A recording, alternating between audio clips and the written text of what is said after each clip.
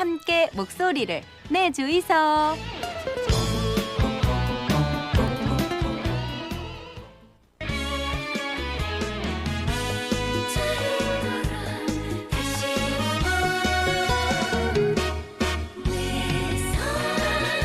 자, 황기식의 국제시장 한 주간의 국제 뉴스를 정리해드리겠습니다. 동아대 국제전문대학원 황기식 교수 스튜디오에 함께합니다. 어서 오십시오.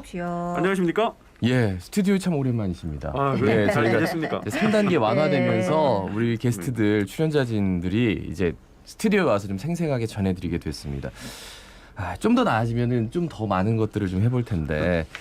자, 첫 번째 소식은 낙태금지법입니다. 대통령 선거 이후에 미국이 민주공화 지지자들 이제 갈등. 그런데 텍사스주의 그 낙태금지법 시행을 둘러싸고 보수 진보 찬반 대치 현상이 아주 극심하다고요? 전해주실까요? 그렇습니다. 저는 이게 전 미국이 지금 들썩들썩할 만한 이슈라고 생각을 합니다. 낙태에 대해서는 서로 생각도 다르고 또 상당히 좀 간섭할 수 없는 또 그런 부분도 있지 않겠습니까? 근데 그 또 주마다도 시행하는 법이 또 다르고요. 네네. 근데 텍사스주가 상당히 좀 그 논란이 될 만한 법을 통과를 시켰는데 기존에는 낙태를 하더라도 임신 20주 이후부터는 철저히 금지한다는 법이 있었거든요. 예. 근데 그걸 상당히 앞당겼습니다. 임신 6주부터 낙태를 금지한다라는 상당히 앞당긴 법을 시행을 했습니다. 네네. 근데 이 법은 바로 이 말씀만 드려도 아마 청취자분들께서 생각이 다른 분들이 계실 거예요. 임신 6주부터 낙태를 금지한다? 그러면은 그 이유가 뭔데라고 하면은 텍사스주의 얘기를 보면은 20주는 너무 늦고 그때는 이미 태아의 박동이나 이런 것들은 다 느낄 수 있고 사실 태아의 심장 박동 느끼는 부분부터는 낙태를 금지해야 된다는 논리거든요. 그래서 6주부터는 태아의 심장 박동을 충분히 느낄 수 있다라고 본다고 해서 6주라고 하는 겁니다. 그래서 이 법이 지금 그 별명 닉네임이 있는데 허트비트법입니다. 심장 박동을 느끼는 법. 헐비트. 예, 허트비트법. 근데 여기에 대한 논쟁이 나는 어떤 임산부는 나는 6주 때까지도 전혀 못 느꼈다고 그렇게 하는 분도 있고요. 많죠. 이 부분은 제가 잘 모르겠습니다. 그래서 여기 논쟁이 많으니까 연방 대법원에 이 텍사스주의 낙태 금지법을 시행 금지하라라는 그런 청원과 소송이 많이 있었거든요. 그래서 대법원에서 바로 9월 1일 날 상당히 논란 끝에 5대4로 합법이다라고 판정이 났습니다. 5대4로. 합법이다. 예, 텍사스주에서는 이제 이 연방 대법원 이 결정을 계기로 9월 1일자로 이 법을 시행합니다. 했습니다. 이제. 그래서 그때 우리가 한 올 초였거든요. 말씀드린 게 연방 대법원의 대법관의 9명 대법관의 보수와 진보 성향 구분이 상당히 중요하다라고 했었는데 트럼프 대통령이 당시 대통령이 그래서 보수 6명 진보 3명으로 구성을 했지 않습니까? 바로 이런 데서 이제 그런 구도의 영향이 드러나는 거거든요. 자, 그럼 9월 1일부터 이제 전 미국이 들썩들썩한데 이 주를 또 나눠보면 주끼리 또 싸움이 붙었어요. 텍사스 주의 낙태 금지법 너무 괜찮다. 나는 이거 모방해서 법 만들어야겠다 하는 주가 생겨나고요. 당연히 공화당 소속 주지사들이 이끄는 주는 아칸소, 플로리다, 켄터키 같은 보수 성향의 7개 주는 벌써부터 우리도 이런 법이 필요하다라고 나서고 있고요. 그리고 민주당 소속의 주지사들이 있는 주 같은 경우에는 대표적으로 캘리포니아 같은 주는 이게 말이 되느냐. 우리 주는 여기에 대해서 반대하는 그런 운동을 벌일 것이다 라는 그런 지금 대립구도를 보이고 있습니다. 여성 단체들은 가만히 있지 않습니다. 지금. 그래서 당장 그 이번 주부터 50개 주 전역에 텍사스법 이런 거 하면 안 된다라고 항의 집회도 하고 있고 연예인을 포함한 유명인들도 상당히 행동에 나서고 있어요. 서명 운동에 반대 운동에 나서고 있고 그리고 텍사스 내에 있는 앞으로 그 촬영을 한다거나 거기 시설물에서는 절대 영화라든지 드라마 촬영 안 하겠다. 이런 운동도 벌어지고 있습니다. 그래서 민주당은 이제는 반대 거꾸로 낙태권을 보장하는 법을 연방법원 차원에서 통과시키겠다라고 이제 그런 지금 공약까지도 내세우고 있는데 그렇다면 또 상원의 의석을 봐야 되거든요. 상원 의석은 지금 정확하게 50대 50이잖아요. 그래서 이런 반대법이 통과될지는 또 미지수라고 보고 있고요. 그런데 지금 최근에 보면 우버 택시 그 회사 있지 않습니까? 우버가 이 논쟁에 지금 정면으로 뛰어들었거든요. 그 왜 그런가 하면요.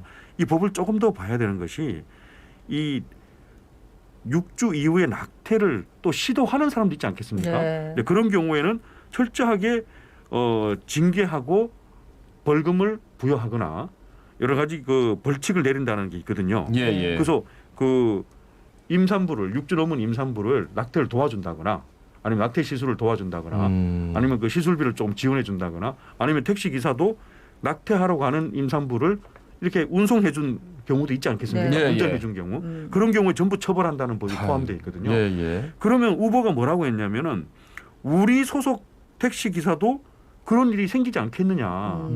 그러면 우버는 뭐 걱정하지 마라. 모든 비용을 다 우리가 낼 테니까 이 법에 대해서 위축되지 말라라는 그런 성명을 발표까지 했습니다. 네.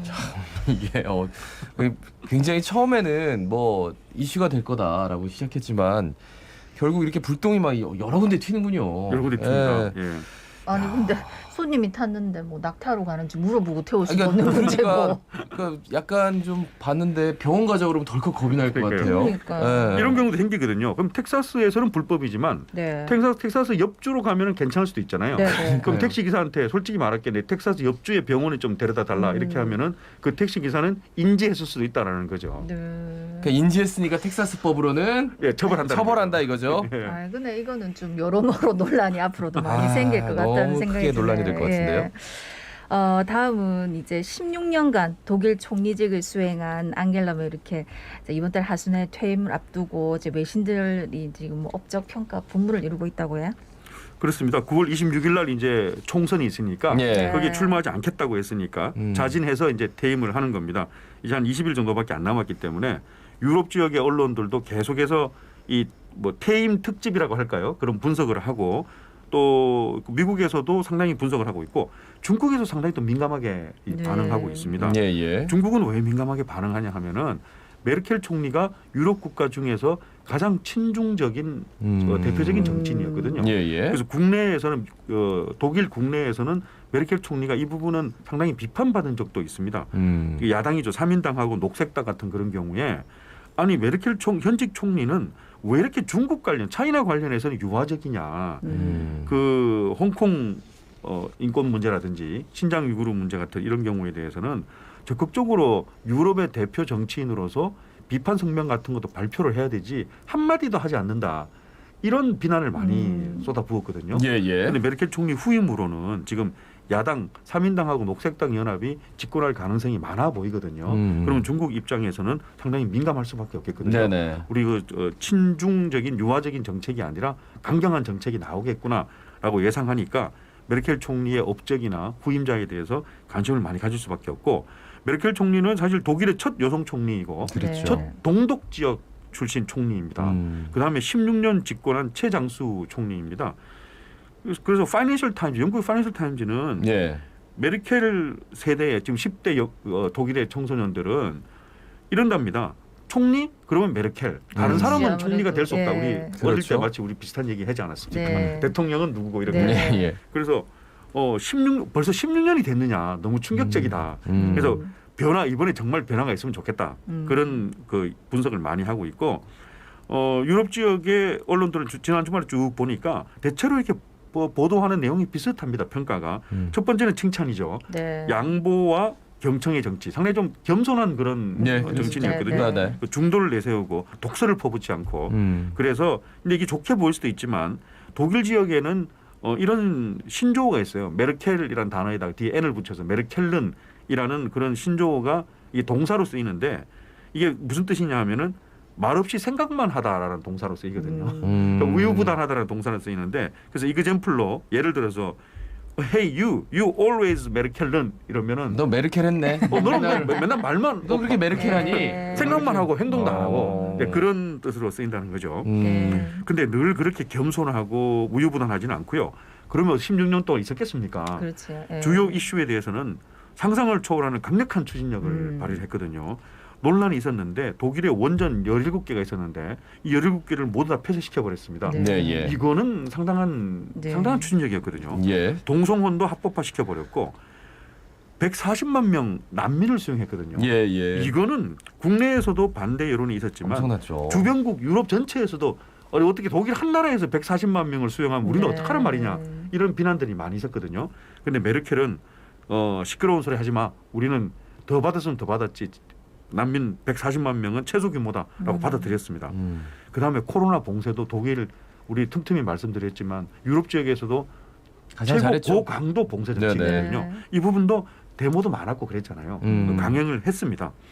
그래서 또 트럼프하고 집권기가 겹치면서 트럼프에 대비해서 좀 반대되는 그런 반사 효과를 많이 예, 받았어요. 맞아요. 그렇죠. 예. 온화하고 정상적인 유럽의 리더다 이런 이미지도 많이 받았. 그런데요, 결국은 이 강경하게 밀어붙인 정책들이 발목을 잡았습니다.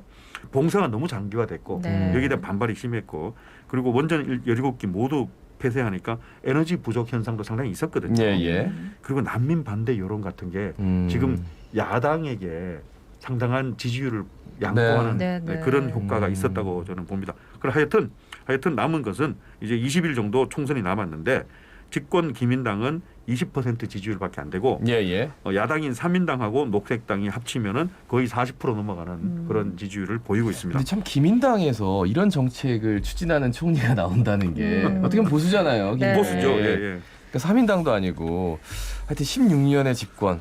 대단한 역사입니다. 예, 집권을 할 수 예. 있었던 가장 결정적인 게 이제 다른 당을 또 의견도 대폭 수렴했던 대폭 부분들이 수렴하죠. 있었기 때문에 예, 예. 지지를 계속 받았던 것 독일 같습니다. 자체가 워낙 네. 또 이 그 합종 연행이 굉장히 뭐 많이 이루어지는 곳이라서 그 다음 소식은 브렉시트 9개월 됐는데 대형 트럭 운전사가 아주 귀한 몸으로 부상이 됐고 신입 운전사 연봉 1억 원까지 치솟았다.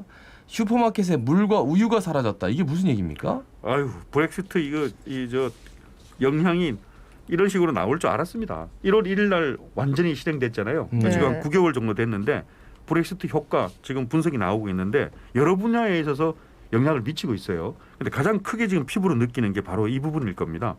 대형 트럭을 운전해줄 운전사가 없습니다.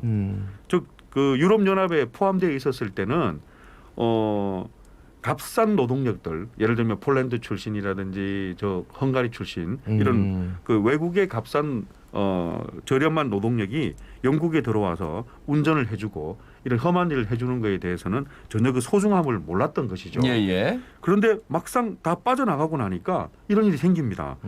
지금 1월 1일부터 9월까지 영국 내에서 10만 명의 운전 관련한 인력이 빠져나갔거든요. 그럼 그 트럭 운전 누가 하겠습니까? 그리고 영국 그 사람들은 영국 내 사람들은 트럭 운전 싫어하거든요.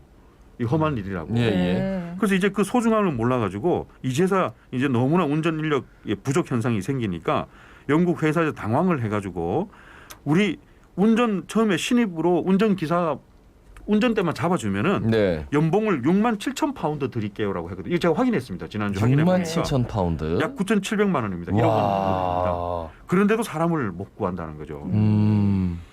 그래서 이건 뭐 코로나 현상도 있겠지만은 브렉시트의 현상이 큽니다. 그래서 이게 그럼 왜 이렇게 그 10만 명의 인력이 갑자기 빠져나가냐면은 이 영국은 외국이 됐잖아요. 예, 이 예. 입장에서는 이게 뭐냐면 캘리포니아가 1월 1일부로 미국 연방에서 탈퇴를 하면은 캘리포니아 나머지 49개 주하고는 외국이 되는 거잖아요. 네. 그렇죠. 그럼 캘리포니아로 들어가고 나오고 하기 얼마나 어려워지겠습니까? 그렇죠. 그런 겁니다. 그래서 영국하고 EU 국경을 통과하는 것이 이제 외국을 통과하는 거기 때문에 너무 지나치게 복잡하고 너무 서류를 많이 내요. 그래서 여기에 서류 미비하네요라고 벌금을 내는 건데 그 벌금도 벌써 2,000건에 10억 원 벌금을 받았습니다. 아이고. 그 누가 운전하겠습니까? 예, 갈 때마다 예. 벌금 내고 이러는데 그래서 트럭 운전자들이 대부분 다 이탈을 했습니다. 슈퍼마켓에서 물과 우유는요. 트럭 운전자가 부족하고 이제 물건을 실어날 트럭이 부족하잖아요. 그러니까 뭐부터 제일 빼냐 하면은 가장 무겁고 가장 돈이 안 되는 것도 빼버린답니다. 그러니까 물하고 우유 같은 것부터 먼저 빼는 거죠. 그 슈퍼마켓 가면은 가장 그런 물건부터 바로 없어지는 겁니다. 우유하고 물하고. 네. 그러니까 뭐 거꾸로 얘기하면 하기 싫어하고 힘든 일 하던 사람들한테 원래 이 정도 돈은 줬어야지 하는 생각도 드네. 다음은 좀 짧게 해야 되겠습니다. 탈레반이 이끄는 아프간 신정부가 외교적 고립 피하기 위해서 중국의 협조가 절실한 와중에 지금 중국 내 신장 위구르족 쫓겨날까 봐 걱정하고 있다고요? 그래서- 중국 내가 아니고 네. 예, 아프간에 예. 살고 있는 예.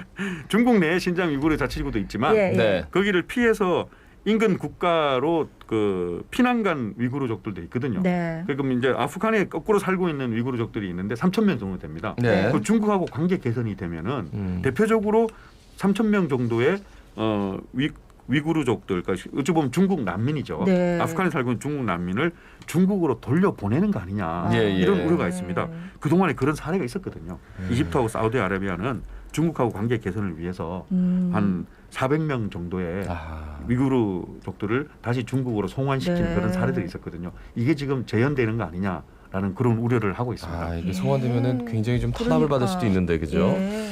말씀은 여기까지 들어야 될 것 같습니다. 예, 잘 들었습니다. 고맙습니다. 네, 고맙습니다. 지금까지 동아대 국제전문대학원 황기식 교수와 함께 국제뉴스 살펴드렸습니다. 예, 이번 주도 날씨가 좀 대체로 흐린 날이 많은데 이제 간혹 비가 내리는 지역도 있으니까 길 미끄러우니까 안전에 더더욱 유의하시고요. 마스크 단디 쓰고 손 매매 씻고 사람 많은 곳 피하고 3단계로 됐지만 다시 4단계 되는 일 없도록 우리 방역수칙 철저하게 지키면서 지냅시다.